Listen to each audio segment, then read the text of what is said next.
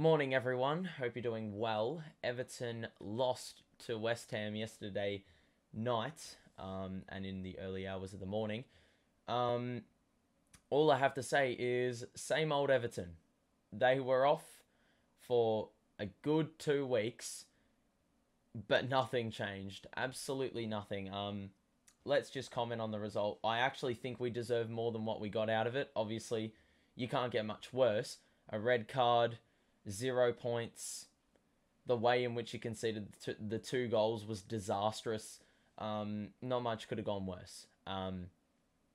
But from a performance standpoint, I actually think that we deserved a little bit more. A draw, not a win, but a draw, I think would have sufficed, to be honest, given our performance. But this is the problem, and this is why we're in the position we're in. Our team can play 87 good minutes of football, but we can absolutely let it all unravel in 3 minutes. And look, I reckon we should have probably ended up drawing this one 1-1. But when you look at the goals, I mean, we don't deserve it. Simply put, the Michael Keane red card, that's the thing I want to address first and foremost. This guy got given the captain's armband. If he was captaincy worthy, he would not have gone in for the challenge knowing the circumstances. Down 2-1, you cannot go down to 10 men. If you go down to 10 men, you are done. Pretty much. And that is exactly what happened. He had to have known the importance of what he did after he did it. Before he did it, he had absolutely no rationale in his head. So that's the kind of players that are running around for Everton at the moment. Frank Lampard, I feel sorry for the bloke, because how the hell can he manage a team of players who make error after error? And honestly, his decisions to formulate the best 11, there is no best 11, because every second week someone comes out and has an absolute doozy of a performance that it basically cancels out all the good work. For example, Iwobi, 2 weeks ago, gets the winner against Newcastle. All is good and well. Everyone loves Iwobi. People are calling him Iwobinho. This week, he single-handedly stuffed us up with some unforgivable fumble in the middle of the park that just lets West Ham, be able to run into an open goal. It's as simple as that. I mean, you can't do that. Like, you reward the guy by playing him in the starting 11 again, only for him to do that. So there's no reward for plays. You can't. You just have to put the best team out on paper, and what that is, I don't know what that looks like. And Frank Lampard has his work cut out for him. The first goal, I mean, silly free kick by Mason Holgate. That was pretty much unsavable unless you're a keeper that has, giraffe-like arms, even though giraffes don't have arms. I mean, simply put, in that scenario, we were a bit undisciplined. Well, Mason Holgate was. But if we talk about Mason Holgate in centre midfield, obviously Donny van der Beek went out with an injury in warm-ups. I actually think Mason Holgate did well. I would be willing to do that again in the matchup against Burnley while Alan is out. But the problem is, Michael Keane, the spud, decided to get a red card, and now Holgate's going to have to go in the back line unless Mina is fit. So I don't think he's not too far away, Yuri Mina, but unfortunately I don't think he'll get up for that game against Burnley. So Holgate's going to have to go back again. I actually think that defensive instinct that Holgate has actually helped us in the midfield, because it gave us a little bit of an extra line of reinforcement. Alan is a bit more attacking minded, because obviously Holgate's a defender, so the standard's pretty low. But in saying that, I actually think Holgate did fairly well. His passing wasn't on point all the time, but I think our defense was pretty rock solid for the majority of the day. It is those two errors that the defense can do absolutely nothing about. Iwobi dug us in a hole with the second goal. The first goal was just a moment of brilliance by Cresswell. And that's why I'm saying we could have played 87 good minutes of football. I think we actually played a decent brand of football. As I said, I think we deserve to come away with something, but it's these errors that just keep on happening. And it's just tiresome, and it's not going to change, because, we've got a bunch of inconsistency running around, and it's like a ticking time bomb. You never know when they're going to be the next one to make an error. So good luck, Frank Lampard, making selection choices. I think another talking point from the game was Richarlison missing an absolute sitter. That guy bangs in goals for Brazil like it's nothing, and then plays for us. And I mean, grandmas could do better with his finishing.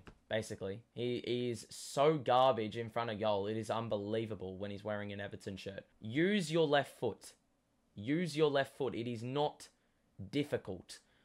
I mean, some people will say, well, the touch favoured his right foot. Well, it shouldn't be like that in the first place. I mean, it's easy for me to say sitting in this chair on the other side of the world, but still, it's happened numerous times in this season where he's had, well, the left foot would give him more benefit.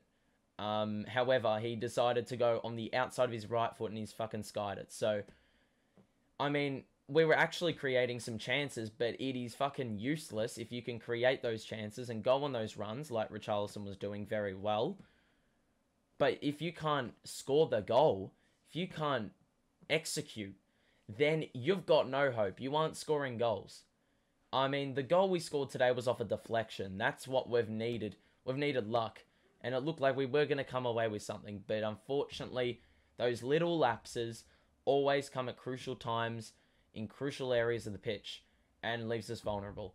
And ultimately, I mean, Pickford actually did an exemplary job, especially in that one-on-one with Antonio. Stuck a leg out, saved it. Unfortunately, landed in the lap of Bowen, but I mean, he made a number of crucial saves that would have given us the confidence that we needed in order to try and win this game or get something out of it. But unfortunately, there's some things that just are against you all the time, and it seems like our own back line, our back four, are always against Jordan Pickford. It is unbelievable. I mean, it's bad enough trying to, go up against two strikers, one striker. But if you have four defenders on top of that, then you're absolutely helpless. So I feel sorry for Pickford. There's not much more I can say. I think Iwobi was actually really good for the majority of the game. He was the guy creating chances. He was the guy that released Richarlison a couple of times for those two big opportunities he had. But unfortunately, as I said, when it comes to scoring the ball, Richarlison is incompetent in an Everton shirt. So we look ahead to the game against Burnley. I mean, it's all is not lost, but the win or the game against Burnley is huge. We need to win that. It is a 6-point swing. If you drop 3 points in that game, it is a disaster. It is an absolute disaster, and it is just us toying with that relegation zone even more. I don't think these players understand the importance, understand what they're actually in. I mean, I just don't know what to say, to be honest. But yeah, it sucks to be an Everton supporter right now. You can't really find anywhere to support. Players can constantly keep saying, we're taking responsibility. We know what we're doing wrong. We need to go into the next game ready and better than how we were the last. But supporters can only support the team for so long before they lose fucking hope. And that's the kind of feeling I feel like the Everton squad is giving off. If anything, I have sympathy for Frank Lampard because, mate, that guy, I mean, look what he's tried to inherit. A team of players who, some of them just lack quality, some of them lack passion, some of them lack awareness, game awareness and awareness for the situation Everton are currently in. It's an absolute shambles. It is a shambles, and we'll see how it transpires, but hopefully we wake up against Burnley. It is an away fixture. Away fixtures, I mean, we've only picked up a point in 6 months, apparently, which is an absolutely appalling record. Are we going to change the trend? I don't have any hope, because, as I said, every single game we can play 87 good minutes and let it all unravel in about 1 or 2 minutes, concede a couple goals, and it's fucking game over. So, we'll see how we go. But if you did enjoy this one, drop a like and subscribe to the show. We are going to be doing these, well, for the rest of the season. So join us for the ride as we see if Everton can actually hold off the 3 teams below us. It's going to be interesting to see, but I'm not looking forward to it if we do fall into that bottom 3 category. Thank you.